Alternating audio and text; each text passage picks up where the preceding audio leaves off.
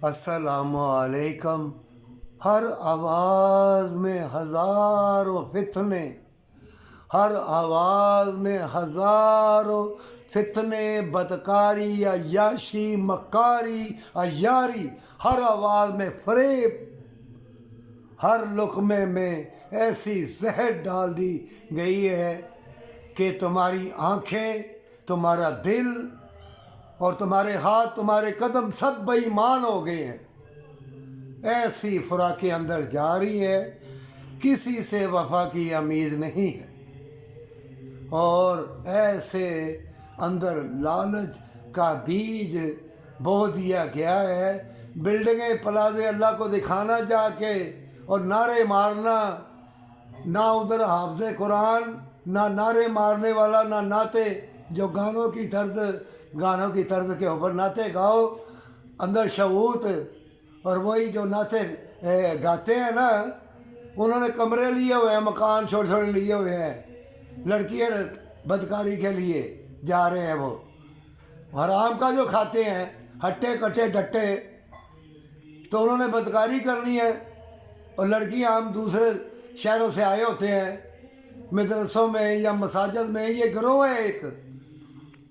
अगर ये अल्लाह वाले होते, या असल जो प्योर आलम दीन है, वो है दरवेश, वो है दर्स देने वाला, वो है दिल में जो मुर्दापन, जो शैतान अंदर दाखिल हो गया है, वो असल आलम दीन टूटे हुए दिलों को ज़िंदा करता है अल्लाह की याद के सहारे। वो जो मुर्दा दिलों को ज़िंदा करने वाला है, इल्म वाला, दर्स देने वाला। और यतीमों मस्कीनों की सात आलम साया रोता हो, बदकारी के लिए लड़कियाँ जा रही हैं, और किराएदार के वो तंग कर रहे हो, जूते मार रहे हो मालूम मकान किराएदारों को, तो वो नाते, देग और शोर मचाना, ऊंची ऊंची कुरान पढ़ना। कौन सी किताब में लिखा है कि बुलंद आवाज़ से कुरान पाक पढ़ा जाए? अल्लाह ने क्या कहा है? कुरान पाक पढ़ो, गौर से सुनो, ताकि अल्लाह तुम पर रहम करे।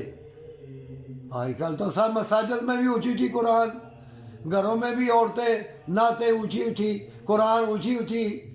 क्या दीन इस्लाम इतना छोटा हो गया है? कहाँ गए आलम दीन?